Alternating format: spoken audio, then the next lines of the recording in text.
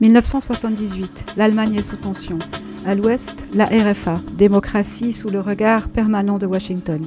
À l'est, la RDA, république verrouillée mécaniquement alignée sur Moscou. La guerre froide trace une ligne invisible qui divise les familles, les esprits, le territoire. Mais une autre fracture déchire le pays de l'intérieur. La fraction Armée Rouge, un ennemi sans visage qui frappe juges, banquiers et hommes d'État. Il tire pour faire taire, pose des bombes pour semer le doute. Et elle, Rose, est la fille d'Ernst Albrecht, ministre-président de Basse-Saxe, proche des cercles de pouvoir catholiques, conservateurs, ciblés. Alors elle quitte l'Allemagne, elle change de nom, elle s'exile.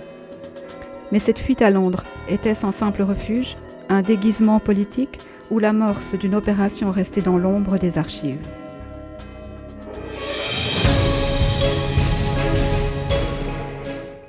En 2003, Michael Peterson est jugé pour le meurtre de sa femme Kathleen. L'accusation évoque l'argent, les tensions conjugales suite au licenciement de cette dernière et surtout, les blessures suspectes retrouvées sur le crâne de la victime. Il rappelle aussi la mort d'Elizabeth Ratliff 16 ans plus tôt, dans des circonstances étrangement similaires. Le jury tranche. Peterson est reconnu coupable de meurtre au premier degré. Il est condamné à la prison à vie sans possibilité de libération conditionnelle. Pendant 8 ans, il reste derrière les barreaux. Puis en 2011, un rebondissement inattendu. L'expert principal Duane Deaver est accusé d'avoir falsifié ses analyses dans plusieurs affaires. Michael obtient un nouveau procès et retrouve la liberté sous caution. En 2017, il choisit un compromis, un plaidoyer coupable Alford. Il sort libre définitivement, mais quelle est la vérité ? Lui maintient son innocence et vous, qu'en pensez-vous ? Coupable ou innocent ? Arjen Kampusch est un expert en cybersécurité néerlandais, ancien collaborateur de Wikileaks, proche d'Edward Snowden. Il formait journalistes et ONG à se protéger des surveillances numériques. Il parle d'un sujet qu'il connaît mieux que personne, la souveraineté numérique de l'Europe. Depuis des années, Arjen alerte sur un fait simple, mais ignoré. Nos infrastructures informatiques sont entièrement dépendantes de technologies américaines. Il rappelle qu'en Europe, dès la fin des années 90, des rapports officiels tiraient déjà la sonnette d'alarme, mais personne n'a écouté. Puis il évoque 2 moments clés. Stuxnet, en 2010, un virus utilisé pour saboter des installations nucléaires iraniennes. Pilote de l'escadrille Normandie-Niemen basée à Tripoli, le capitaine des FAFL Albert Preciosi aurait-il pu avoir une relation avec une jeune Libyenne du nom d'Aïcha ? Et de cette relation, aurait-il pu être qu'un fils en acquis ?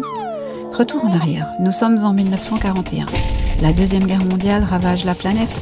Albert Preciosi est alors envoyé en mission en Libye aux côtés des forces britanniques pour défendre les intérêts français contre les Allemands et les Italiens. Il restera stationné en Libye jusqu'en 1942. Mais lors d'un vol en direction de Bir Hakeim, son avion aurait été abattu. Recueilli par des Bédouins, soigné, il sera porté disparu par ses compagnons avant, à la surprise générale, de réapparaître à sa base un mois plus tard. Alors, Albert aurait-il pu engendrer une progéniture ? Et si oui, qui serait ce fils ? Derrière les lumières aveuglantes de l'industrie du show-business, les projecteurs transforment chaque scène en écrin de lumière. Costumes étincelants, sourires parfaits, gestes millimétrés. Ici, tout brille comme un diamant. Mais certains diamants ne viennent pas des profondeurs de la Terre. Ils viennent des cendres d'un être humain. Transformés par la pression et la chaleur, ils deviennent bijoux, symboles d'amour éternel ou de malaise profond. Et parfois, le processus qui façonne une star ressemble étrangement à celui qui façonne une pierre précieuse. Sous le glamour, certaines histoires parlent de contrôle mental, de façonnage psychologique. Un monde où l'éclat est programmé et où la personne derrière le sourire s'efface. Alors, est-ce un hommage éternel ou une possession brillante ? Plongeons derrière les paillettes pour découvrir le vrai prix du diamant.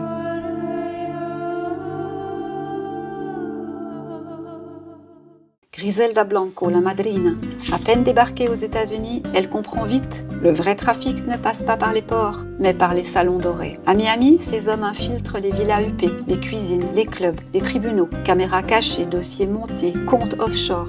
Elle n'avait pas besoin de flingues, une photo, un enregistrement, un regard. Elle organisait des fêtes où l'on perdait plus qu'un peu de dignité. On y perdait sa liberté. Quand un juge ou un sénateur refusait de plier, une enveloppe blanche apparaissait et le silence tombait. Elle n'achetait pas les puissants, elle les possédait. Puis elle tomba, officiellement, en 1985. La DEA l'arrête à Los Angeles. Mais certains disent qu'elle a négocié. Elle a orchestré sa propre disparition. En 2004, elle est libérée, retournant en Colombie. Et enfin, le 3 septembre 2012 à Medellín, 2 balles, 2 motards. Elle avait 69 ans. Ironie, elle meurt de sa propre méthode. Mais est-ce vraiment elle? Certains disent qu'elle avait prévu sa mort, d'autres qu'elle vit encore, sous un autre nom. Les femmes comme Griselda ne meurent pas, elles deviennent des fantômes. La lande irlandaise semblait avaler la lumière ce matin-là. Entre les collines noyées de pluie, la maison blanche de Sophie Toscan du Plantier se dressait solitaire, comme un dernier secret avant le silence. Le 23 décembre 1996, une voisine découvre son corps au pied du chemin. Robe déchirée, crâne fracassé, le visage méconnaissable. Pas de vol, pas de viol, juste une mort brutale, presque intime. Les policiers cherchent dans le brouillard. Pas d'armes, pas d'empreintes. Et pourtant, un nom revient sans cesse. Ian Bailey, journaliste britannique, un peu poète, un peu ivre, un peu violent, l'homme du coin, facile à accuser. Il avait des griffures, dit-on. Il connaissait des détails. Mais aucun témoin ne l'a vu cette nuit-là. Aucun sang, aucune preuve, rien qui tienne devant un tribunal. Et pourtant, on l'a condamné en France, par contumace. L'Irlande, elle, a refusé de l'extrader, car le doute ici ne se dissipe pas. Il reste suspendu, comme le brouillard au-dessus des pierres. Alors 30 ans plus tard, les certitudes se sont effacées. Il n'y a plus que des ombres, des rumeurs et ce murmure entêtant de la lande. Si ce n'était pas lui, alors qui? Le 1er novembre 1984, lendemain d'Halloween, Montréal s'éveillait dans le froid de l'automne.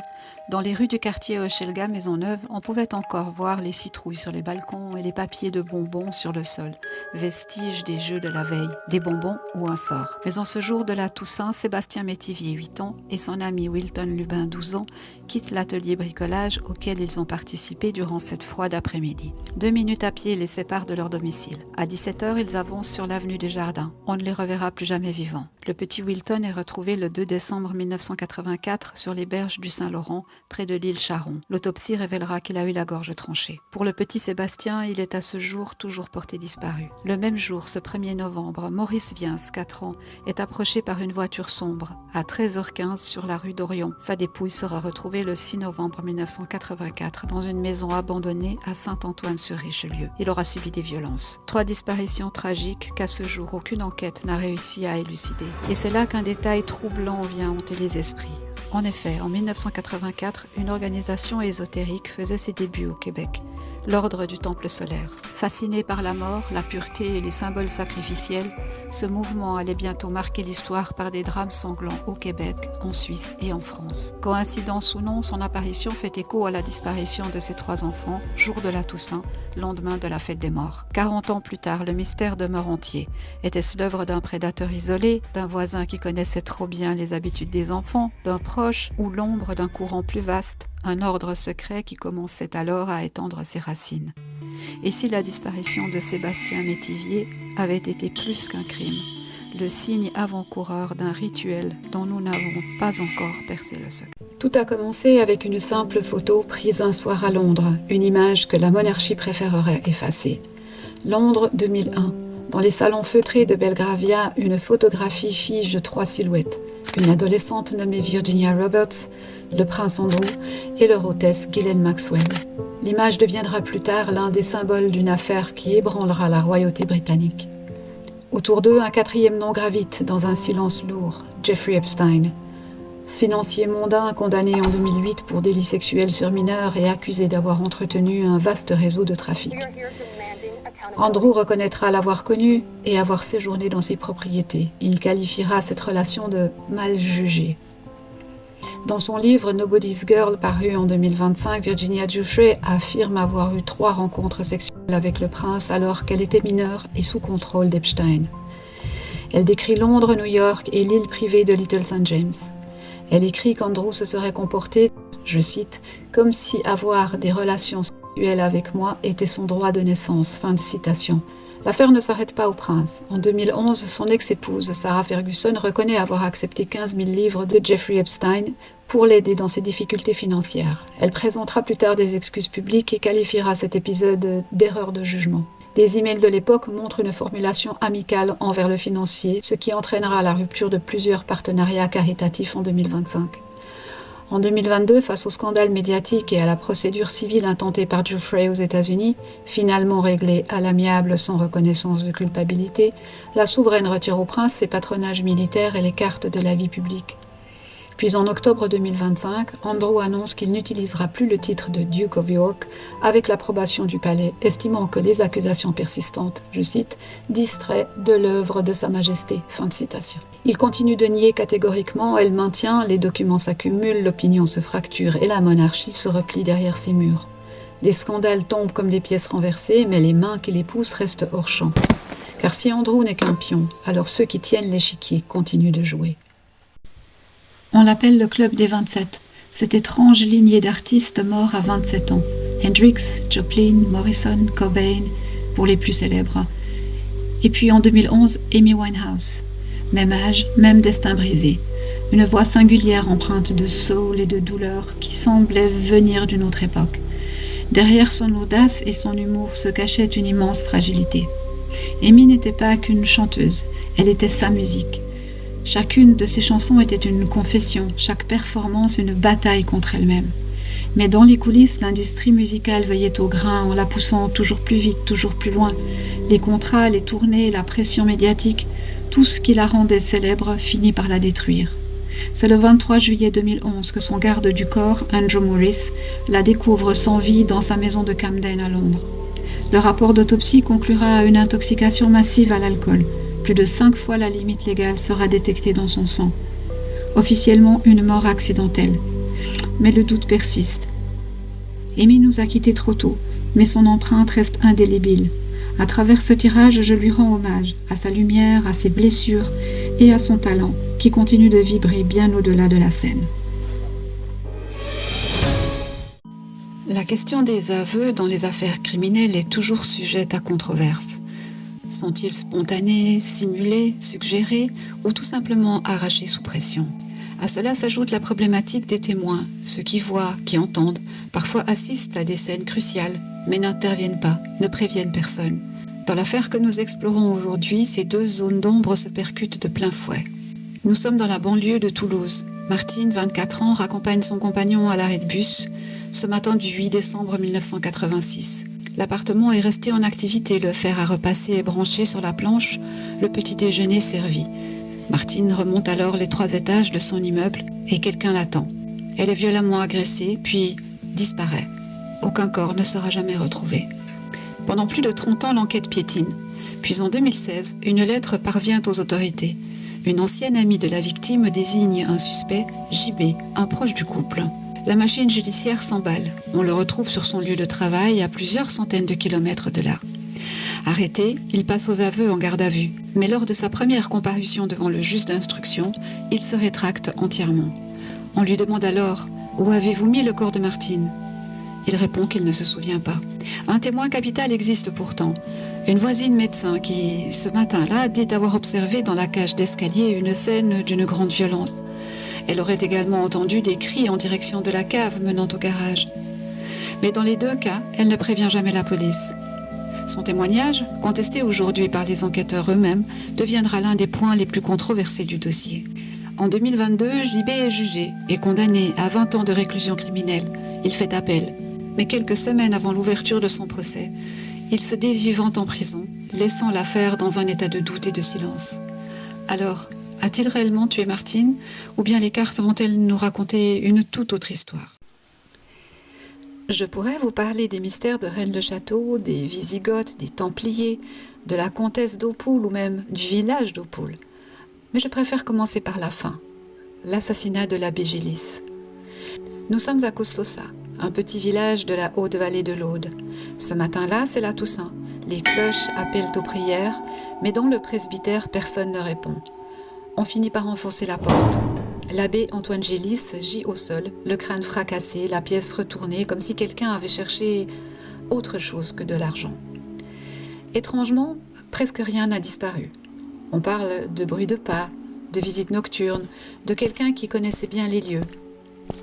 Et puis, il y a ce détail, minuscule mais obsédant. Dans la poche du défunt, un papier à cigarette de marque Tsar, sur lequel on a écrit 2 mots à l'encre noire, « Viva Angelina ». Qui est cette Angelina? Un prénom, un code, un lieu déguisé, une femme réelle, une figure symbolique, ou un message laissé à ceux qui savent lire entre les lignes? Et pourquoi ce mot apparaît-il précisément un 1er novembre, jour où l'Église célèbre les saints, et en creux la frontière fragile entre les vivants et les morts? C'est à partir de ce crime-là, de ce corps étendu sur les dalles d'un presbytère de campagne, que le reste de l'histoire se met à vibrer autrement. Car à quelques kilomètres de là, un autre prêtre, l'abbé Saunière, dépense des fortunes à Rennes-le-Château. Plus loin, on évoque la comtesse d'Aupoul, des testaments, des secrets de famille, et en arrière-plan, comme une ombre portée, reviennent les mêmes mots, Visigoth, Templiers, trésors cachés. Alors moi, je vais vous raconter Rennes-le-Château. Je commence ici, avec un prêtre assassiné un jour de Toussaint, un papier froissé et ces 2 mots qui refusent de se taire, Viva Angelina.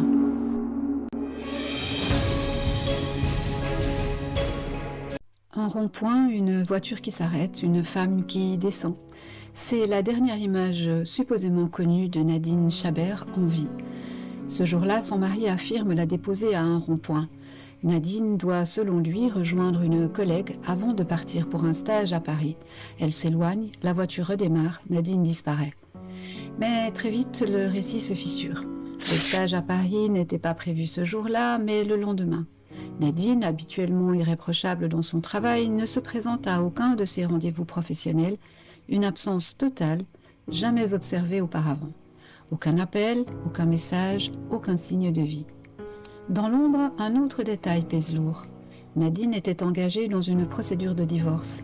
Elle avait rendez-vous ce jour-là avec le juge, un rendez-vous dont son mari affirme ne pas avoir eu connaissance. Pourtant, quelqu'un appelle pour signaler que le couple est bloqué dans les embouteillages. Le rendez-vous est donc reporté. Qui a passé cet appel? L'enquête se referme alors sur le mari. Il est condamné, puis acquitté en appel. Aucune preuve matérielle définitive, aucun corps, seulement des incohérences, des silences et des versions qui s'entrechoquent. Autour de lui, les lignes se figent. La mère de Nadine reste très proche de son beau-fils. La fille du couple, Émilie, le défend sans faillir, par conviction ou par peur de perdre le seul parent qui lui reste. Elle affirme que sa mère serait partie volontairement, emportant toutes ses affaires, ne laissant derrière elle que de vieux vêtements. Pourtant, les amis et collègues de Nadine décrivent une femme déterminée, attachée à sa fille, incapable de disparaître sans un mot. 2 récits s'opposent, 2 visions irréconciliables. Et au milieu, une femme qui n'a plus jamais donné signe de vie. Aujourd'hui encore, l'affaire Nadine Chabert demeure un mystère judiciaire. Une disparition sans corps, une vérité morcelée et une question qui refuse de s'éteindre. Qu'est-il réellement arrivé à Nadine Chabert ?